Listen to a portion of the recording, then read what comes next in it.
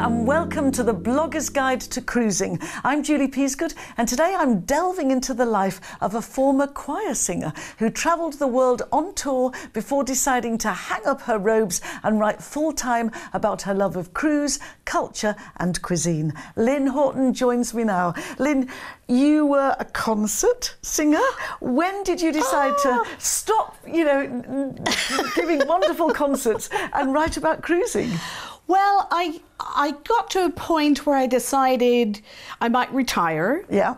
And then was thinking about what could I do next? Mm-hmm. What could I do next?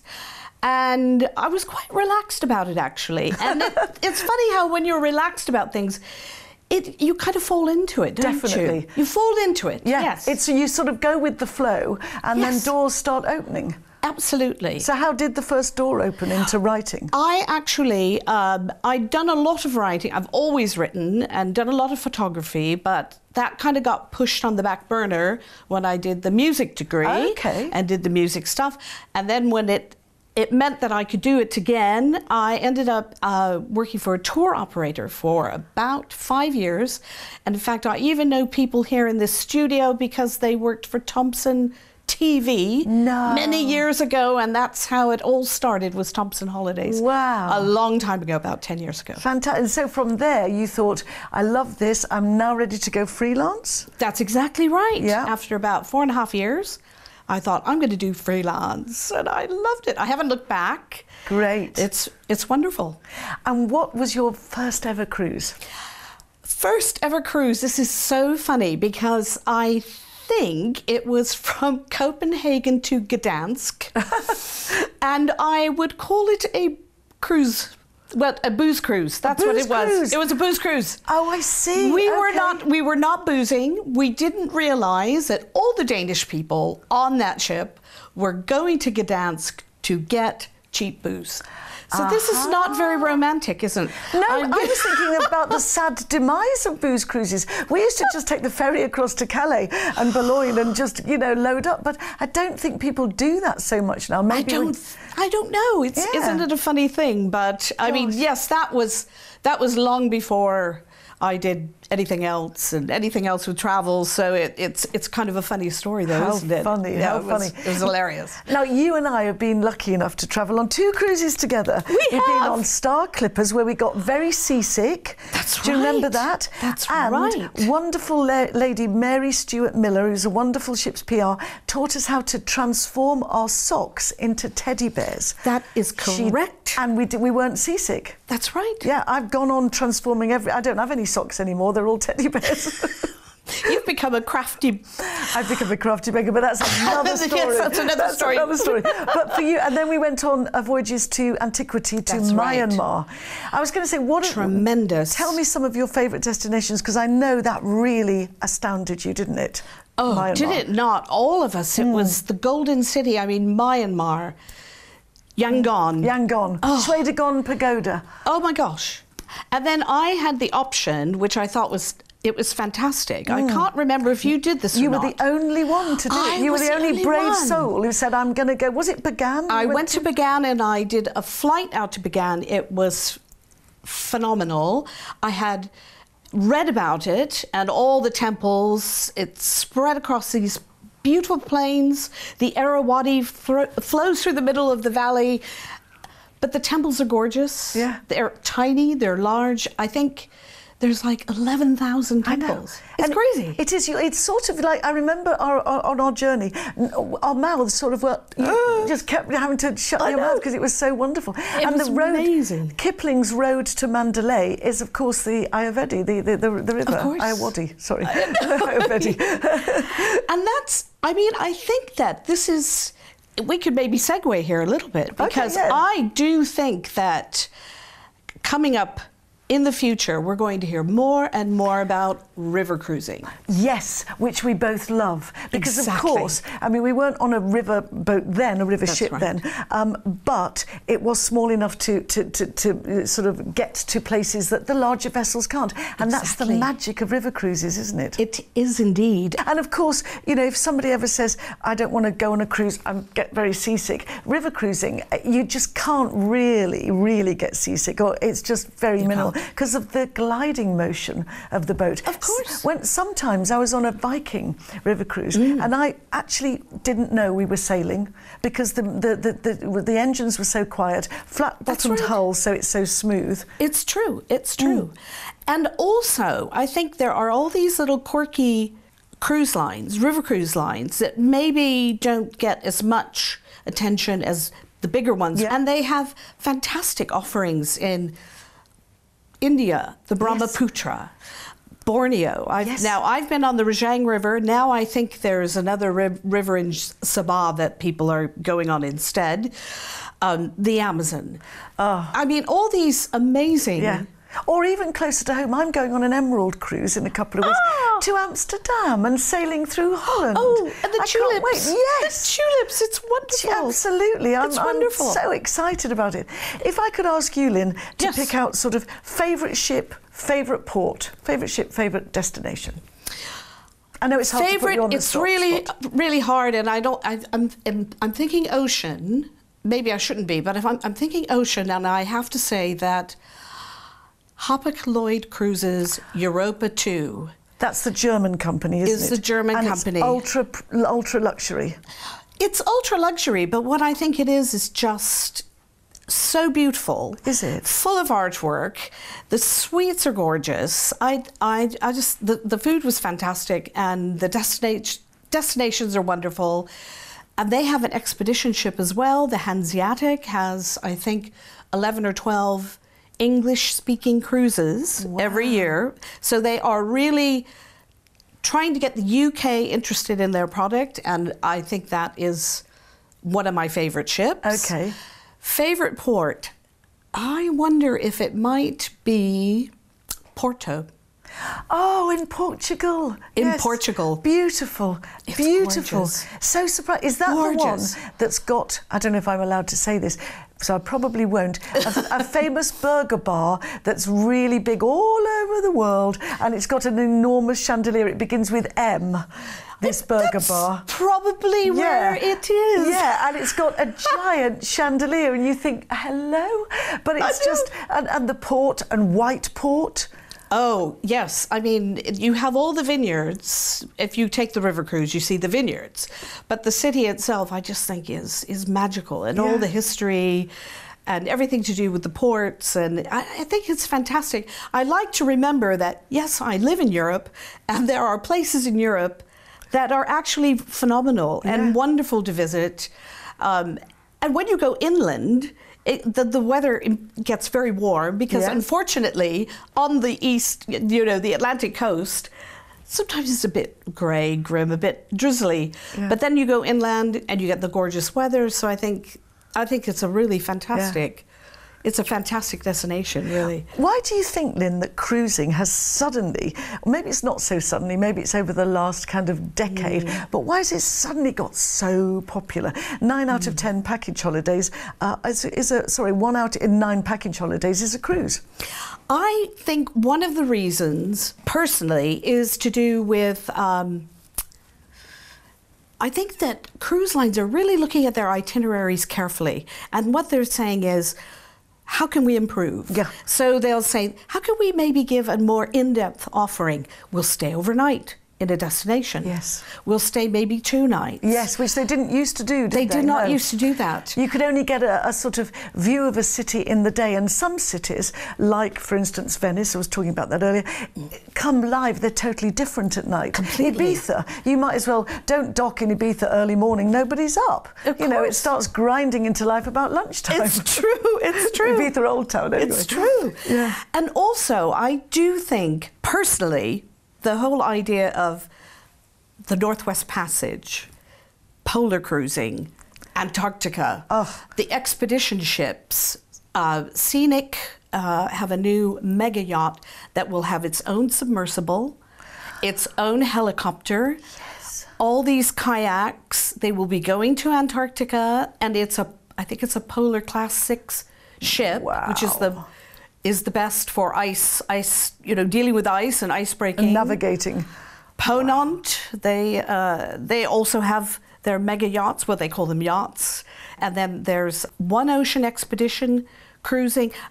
Crystal Yes. They're going to have a Class 6 polar ship as well. Yes, they are. That's coming up. They're rolling out at least three new ships and a yacht and so many. And I think this is Crystal Endeavour, and I do believe it is a yacht. It's called a yacht, but it's really it's a polar ship that can go through the ice and take you to Antarctica. Polar Arctic regions. I love all that. Greenland, Iceland. I'll fix it for us. We'll do it again. But stay with me. We're going to take a break, but stay with me because we've got so much more to talk about. Don't go anywhere, please. We'll be right back after this quick break.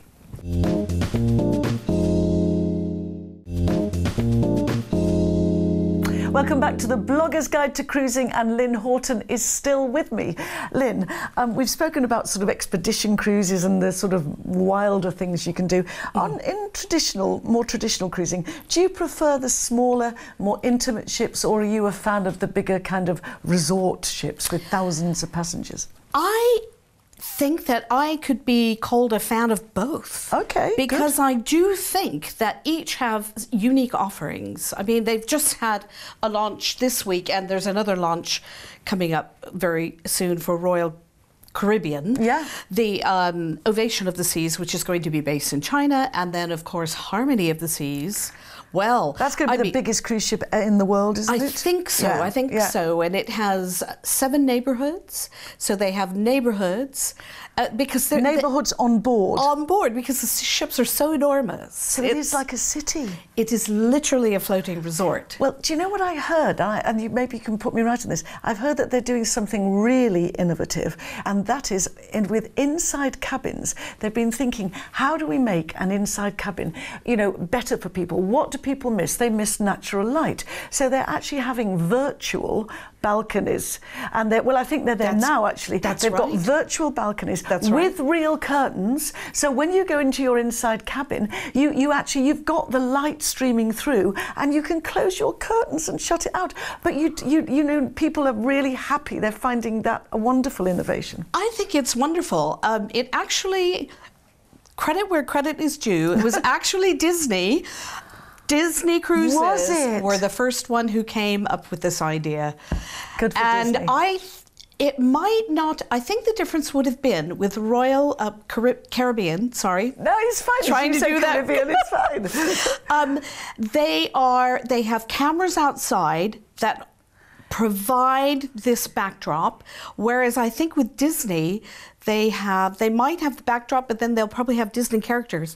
Oh, I see. Little things swimming by or flying by, little characters. And I think Royal Caribbean also have the noise of the sea. Oh, do they? So it's a really full on, all senses. Experience. It's incredible. It's great. I mean, it's almost like, how could you not like that experience? If you don't want, now my husband, for instance, doesn't like crowds. Probably not his cup of tea, because they are big ships. Yes, they hold 6,000 passengers. Yeah. Sure, it's a different experience than, say, Voyages to Antiquity, perhaps one of the Saga ships. Yeah. And they're going into river cruise as well, but they're the Saga Sapphire, the Saga Pearl 2, intimate ships. You get to know people on board. You can go into ports these large ships are, obviously, say in the Caribbean, I think there's maybe 7 or 8 ports that would take one of these enormous ships, because the port has to be able to cope. Of course it does. Of course it does. Yes, and so there's a sort of good word to say for the smaller ships, because they can access more intimate, smaller ports. Absolutely. One of the things that I've liked, one of the other innovations in cruising, is that you don't have to sit with the same people every night at dinner if you don't want to. If you get on with your fellow dinner table friends, then fantastic, and lots of people forge very good friendships on board. But if you're a couple, want to sit alone, or you want to dine at a different time or meet new people, it seems freedom dining, more flexible dining, seems a bigger option now. Wasn't it Norwegian that came up with that idea originally? And I think that, along with the freestyle cruising, I think it is freestyle, and that with the proliferation of restaurants, and also you might want to book your specialty restaurant, because that's that's now available on the larger ships, and even smaller ships will have something special, something a little different. And I think there's so much flexibility with dining. Yeah. And interestingly enough, the ship I've just come off, they're going to have a new cuisine called Avalon Fresh, where they're going for healthy options. Great. Tasty, but healthy options. And I'm pretty sure, I'm trying to think, it might be Celebrity Cruises. There's a lot of cruise lines that are looking at the healthy option. The healthy option, yeah. Of eating, which is... would be so welcome. I wrote an article for the Mail on Sunday about can you lose weight on a cruise ship. I failed. It was really, the food was so delicious. You just I sort of leveled out, you know, but then I was going around the walking track each day. But I mean, that's one of the sort of, I don't know, the pluses and the downsides. It's true, isn't it? And then you go out into the destination, you're probably trying food in a restaurant on shore, and Hey, if people are trying to budget and they're new to cruising and they're trying to budget, how should they go about it? What's not included on your normal traditional cruise? So, are you talking about, say, a Norwegian, Saga, Norwegian? You know, on the sort of the more premium luxury, like the Regents and all of that, everything's included. I think where it divides, in my opinion, and I don't think it's an opinion, I think this is the way it is, that a lot will depend on which country runs that cruise line. For instance, I think with some of the American cruise lines, like I'm thinking Norwegian, possibly Carnival, and some of these others, you will have extras. So you will pay extra for, you could get a package, but you would most likely pay extra for drinks. You would pay extra to go to the specialty restaurant. You would pay extra for various things. Shore excursions. Well, yes, shore excursions. But I do think some of the European or British-based cruise lines might have a slightly more inclusive package. Yeah. Tipping is something that's a minefield, and I think it's always a thorny subject. It's never straightforward. Auto gratuities introduced maybe for people whose culture isn't towards tipping, or because the crew on board, you know, it does supplement a fairly basic wage. It's necessary, and you can opt out of auto gratuities. I quite like I mean, I think also now that people are dining in different restaurants and you don't have your self-same head waiter or your own particular waiter every night. That's right. You're a diverse bunch of them. You know, it's fairer to spread your tips around, to spread the load. I still like giving some cash in an envelope, certainly to the stateroom steward, you know. I like that as well, because I think I'm a bit old-fashioned. I think of tipping as a way of saying you've done something extra for me, or I've noticed you've done this little thing, or every single day you've made my bed beautifully, or something. And you put the towels in the shape of the swan, and it feels very personal to me. So I'm not sure I'm 100% of a fan of this auto gratuity or paying a daily rate, but I can see where they're going. And if you've got 6,000 passengers, you know, on a large ship, it's probably a lot more. I don't know, you know, it's easier. I guess. It's easier. You can opt out. Somebody said to me, if you are going to opt out, try and opt out at the end. Still give your tips to who you want to, but don't sort of announce it at the beginning. Or somebody else. We were chatting about it one night on board, and somebody else had a great idea. They gave their stateroom steward, their cabin steward, half of the tip up front, and said, I'll give you the rest when we're disembarking, and got fantastic service from doing that. So it was quite an interesting angle, really. I tell you what I do. Interesting, yes. I tell you what I do as well. I always make sure that I fill in those little questionnaires about who's given exceptional service. Very good idea. They do get noticed.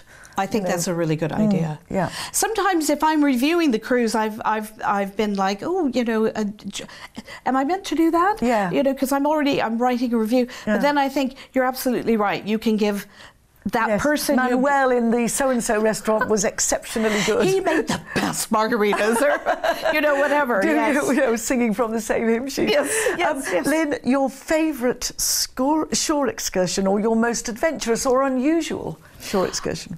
I think the most unusual shore excursion that I can remember going on was trekking in the rainforest of Borneo, which was slightly challenging because when we got on our Zodiac, or our country boat, it was off of a river cruise, and when we got to the landing area, the mud was just trying to actually just get onto the land was very challenging. Gosh. And then I think they had built many little benches and little arbors. But you see, when it rains every single day, these things fall apart. Yes, and they fall on top of you as you're walking. And suddenly some large piece of wood hits you on the top of the head, which was me. And I was like squealing a bit. And of course everybody thought, oh my gosh, what's happening? But the biggest challenge, of course, was the leeches. Oh gosh. I've got a tip. And I got this from somebody who lives in Malaysia, and he was hiking with me, and what he said was, he was the only one not covered head to toe. We all were, we literally had covered ourselves head to toe because we were so worried about the leeches. Insect repellent and all of that. Well, I don't think that even helps, because they're just, they're wading along, they're just waiting, they feel your vibration as you're walking. And they cling onto you as you're walking? Oh yeah, they get you at your ankles and up your legs. So give us the tip. The tip is, you go in the middle of the group, they're going to jump on the people at the front. So sure enough, we had two groups. The leaders of both those groups suddenly came back to the ship and were like, oh, I'm bleeding. I can't seem to stop this bleeding. And we're like, that would be leeches. I didn't even realise. Invaluable tip. Thank you so much. Thank you ever so much for joining me, Lynn. It's been fantastic. It's been wonderful. Great to see you. Okay, thank you to you too for watching, and I'll see you next time with another edition of the Blogger's Guide to Cruising. Bye for now.